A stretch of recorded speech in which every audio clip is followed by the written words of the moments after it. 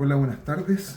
Mi nombre es Alejandro Sangüesa Romero y bueno, vamos a analizar el trabajo expuesto en el trabajo integrador, ¿cierto? Respecto de los vínculos del trabajo social y la antropología. ¿Ya? La idea es poder presentar primero un caso real, ¿cierto? Y luego hacer un análisis respecto de algunos textos planteados en el ramo, ¿cierto? Para que así poder realizar una mirada respecto de el trabajo social y la antropología, ¿ya? ¿Cuáles son los vínculos que se establecen ahí? ¿Ya? Bueno, partiendo este análisis, vamos a plantear un caso que es el caso de Víctor, que es un joven de 17 años que se acerca a la oficina de discapacidad a solicitar su credencial de discapacidad, puesto que es un requerimiento que él tiene para poder eh, postular, ¿no?, a los programas que tiene el Estado respecto de acceso a la vivienda. ¿Ya? En ese sentido, se indaga respecto de eh, cuáles son sus intereses y es porque lleva una cantidad de tiempo grande, ¿no? Una gran cantidad de tiempo viviendo en situación de calle, debido a que al momento de manifestar su,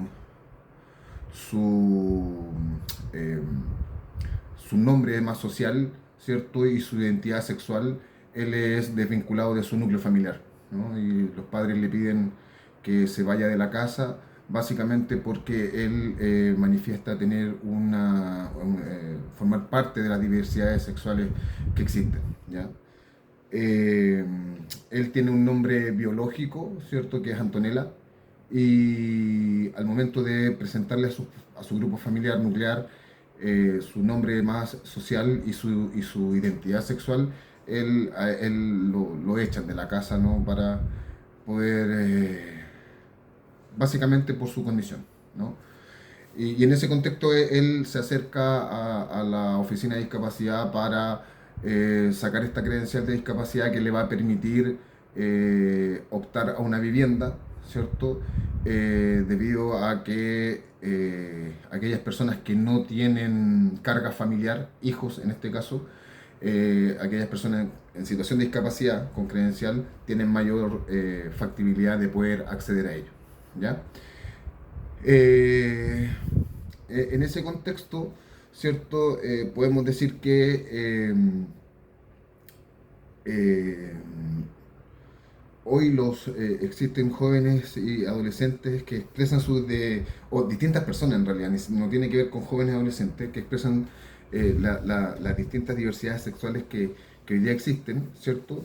Y en esta sociedad que está subsumida en patrones culturales y estructuras de poder, ¿no? Y obviamente también estas tradiciones familiares, ¿no?, que van perpetuando estas atribuciones a lo masculino y a lo femenino, ¿no? Esta, este binarismo que existe culturalmente respecto de lo que son los hombres y que son las mujeres, ¿no?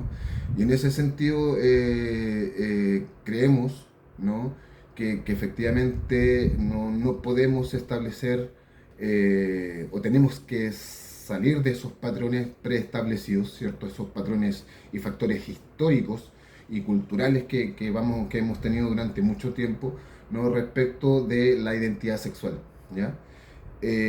Finalmente, como lo plantea Judith Butler, ¿cierto? Se va a entender el género respecto de esta deconstrucción que existe, ¿no?, para poder reconocer diversos y múltiples géneros, ¿no?, que van a, que van a establecer también, obviamente, distintas identidades, ¿no? Y que este género se va a producir a través de las reiteraciones de actos que generan la ilusión del verdadero sexo, ¿no?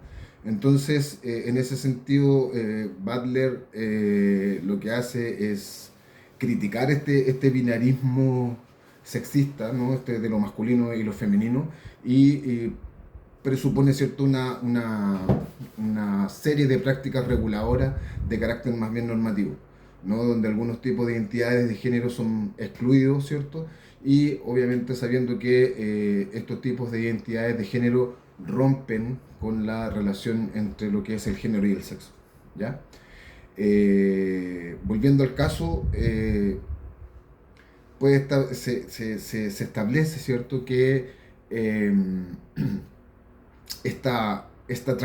transgresión que genera Víctor, ¿cierto?, respecto de la normativa existente en su grupo familiar, ¿cierto?, o en su núcleo familiar, de esta expresión de un género distinto al preestablecido en el núcleo, ¿cierto?, establece de que su proceso de socialización eh, tuvo un carácter distinto a los de su contexto familiar, ¿no?